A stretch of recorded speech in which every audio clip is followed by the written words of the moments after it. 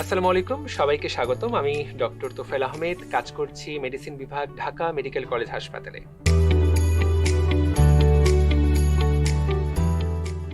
আমাদের কাছে প্রায়ই অনেকেই প্রশ্ন করে জানতে চান যে আমার বয়স এত, ধরলাম আমার বয়স 20, আমার ব্লাড প্রেশার মেপে দেখা যাচ্ছে আমার ব্লাড প্রেশার বেশি। আবার যারা মনে করেন বয়স্ক, তারা যখন আমরা তাদেরকে যখন প্রেশার মাপি, তাদেরও দেখা যায় যে তাদের ব্লাড প্রেশার বেশি। তাহলে প্রশ্ন হতে পারে যে ব্লাড প্রেশার আসলে বেশি কাদের হয় এবং কোন বয়সে সাধারণত হাই ব্লাড প্রেশার আমরা পেয়ে থাকি, হাইপারটেনশন কোন বয়সের মানুষদের মধ্যে বেশি পাওয়া যায়। আমরা আজকের ভিডিওটি মূলত সেইটা নিয়েই আলোচনা করব। প্রথমে আমাদেরকে জানতে হবে যে হাই ব্লাড প্রেশার বা হাইপারটেনশন কয় ধরনের। আমাদেরকে জানতে হবে এটা হয় দুই ধরনের। প্রথম যে ধরনটা সেটাকে বলে এসেনশিয়াল হাইপারটেনশন বা প্রাইমারি হাইপারটেনশন। নামটা কিছুটা কঠিন মনে হতে পারে, কিন্তু জেনে রাখবেন আপনার চারপাশে যত হাই ব্লাড প্রেশারের রোগী, যত হাইপারটেনশনের রোগী, 10 জনের 9 জনই কিন্তু এই প্রাইমারি বা এসেনশিয়াল হাইপারটেনশনে ভুগছে। অর্থাৎ হতে পারে আপনার বাবা, বা হতে পারে আপনার চাচা, বা হতে পারে আপনি নিজে হাই ব্লাড প্রেশারের রোগী, এবং আমি বলে দিতে পারি হয়তোবা আপনি এসেনশিয়াল হাইপারটেনশনের রোগী। তাহলে এসেনশিয়াল হাইপারটেনশনটা কি, যেটা কিনা 10 জনে 9 জন, মানে 100 জনে 90 জনেরই পাওয়া যায়? এসেনশিয়াল হাইপারটেনশন হলো যেই উচ্চ রক্তচাপের কোনো কারণ খুঁজে পাওয়া যায় না। আমরা যদি পুরো শরীরে খুঁজে বের করতে চাই যে কেন তার উচ্চ রক্তচাপ, আমরা সেটা খুঁজে পাই না। এটা যে কোনো বয়সে হতে পারে, তবে যাদের বয়স কিছুটা বেশি, 40 পার হয়ে গেছে, তাদের এই উচ্চ রক্তচাপ হওয়ার সম্ভাবনা বেশি।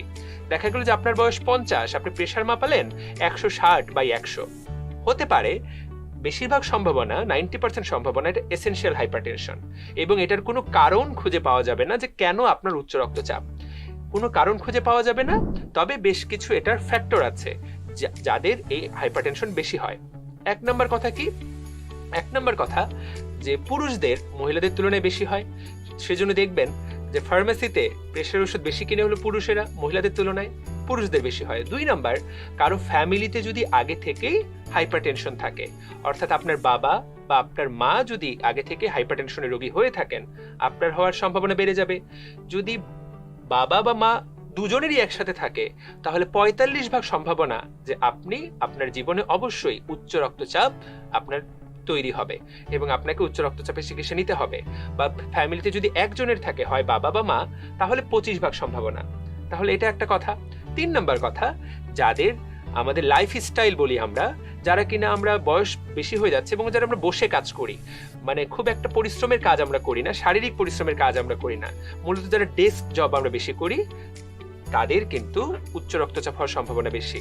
3, যারা খাওয়া দাওয়া লিমিটলেস খাওয়া দাওয়া করেন, যারা কিনা খাওয়া দাওয়ার বিষয়ে আমরা চিকিৎসকদের বারবার যে কথাগুলো বলি, খাওয়া দাওয়াটা যারা মেনে চলে না, যারা উচ্চ কোলেস্টেরল যুক্ত খাওয়া দাওয়া করেন, অতিরিক্ত তেলযুক্ত খাওয়া দাওয়া করেন, যাদের প্রিয় খাবার দেখা যায় যারা কাচ্চি বিরিয়ানি খুব বেশি পছন্দ করেন বা লাল মাংস বেশি পছন্দ করেন, তাদের কিন্তু উচ্চ রক্তচাপের সম্ভাবনা অনেক বেশি। এবং যারা ধূমপান করেন, এই সবগুলো ফ্যাক্টর কিন্তু এসেনশিয়াল হাইপারটেনশনের একটা প্রভাবক হিসেবে কাজ করে। কিন্তু এগুলো কোনোটাই করেন না, তারপরও কিন্তু উচ্চ রক্তচাপ হতে পারে। এবং আমরা বলেছি শুরুতেই যে এটার কোনো কারণ খুঁজে পাওয়া যায় না।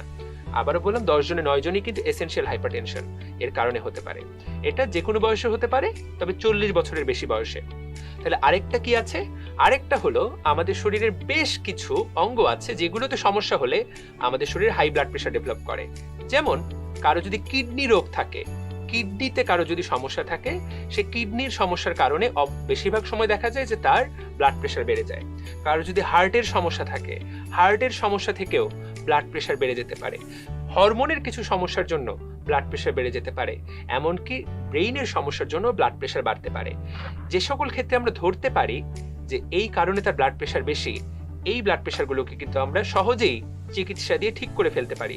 যার কিডনিতে সমস্যা, তার সেই কিডনি রোগটার চিকিৎসা করলেই কিন্তু তার শরীরের রক্তচাপও ঠিক হয়ে যাবে, ব্লাড প্রেশারও ঠিক হয়ে যাবে।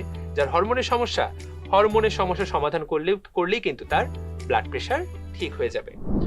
তাহলে আমরা দেখলাম যে রক্তচাপ 2 ধরনের, এসেনশিয়াল যেটা 10 জনে 9 জনের হয়, আর যেটা সেকেন্ডারি হাইপারটেনশন, 10 জনের একজন, যেটাতে কিনা শরীরে কোথাও না কোথাও একটা রোগ আছে, যেই রোগ থেকে আপনার শরীরে ব্লাড প্রেশার বেড়ে যাচ্ছে। এই কারণটা খুঁজতে গেলে চিকিৎসকের পরামর্শ নিতে হবে যে আমার ব্লাড প্রেশারটা কেন।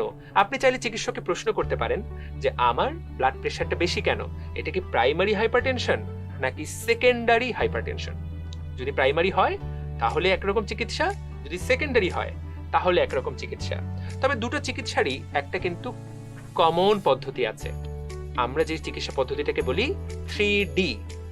আমরা আলোচনা করব যে কিভাবে ব্লাড প্রেশার আমরা নিয়ন্ত্রণে রাখবো। 3টা ডি দিয়ে আমাদেরকে মনে রাখতে হবে। সবচেয়ে গুরুত্বপূর্ণ 1 নাম্বার ডায়েট। ডায়েট মানে খাওয়া দাওয়া। ব্লাড প্রেশার কমানোর জন্য খাওয়া দাওয়াটা পরিমিত হতে হবে, সেই বিষয়ে আমরা আলোচনা করব। 2 নাম্বার হলো ডিসিপ্লিন, কি কি ডিসিপ্লিন মেনে চলতে হবে। 3 নাম্বার হলো ড্রাগ অর্থাৎ ঔষধ। এবং বেশিরভাগ সময় এটা আসলে বেশিরভাগ মানুষই যেটা করে সেটা হলো প্রথম 2টা ডি এর কথা আমরা আসলে সর্বদাই ভুলে যাই। আমরা সর্বদাই 3 নাম্বার ড্রাগের উপরে ডিপেন্ডেন্ট হয়ে যায়। আমরা সবসময় ঔষধ খেতে খুবই পছন্দ করি এবং চিকিৎসক একটা ঔষধ দিয়েছে সেটা খেয়ে প্রেশার কমাতে আমি সবসময় ভালো বোধ করি। কিন্তু প্রথম যে 2টা ডি অর্থাৎ ডায়েট এবং ডিসিপ্লিন, এটা আমরা কেউই মেনে চলি না। তাহলে ডায়েট মানে খাবার, কি কি খাবার খেতে হবে যদি ব্লাড প্রেশার বাড়াতে চাই, এবং কি কি ভাবে ডিসিপ্লিন মেনে চলতে হবে।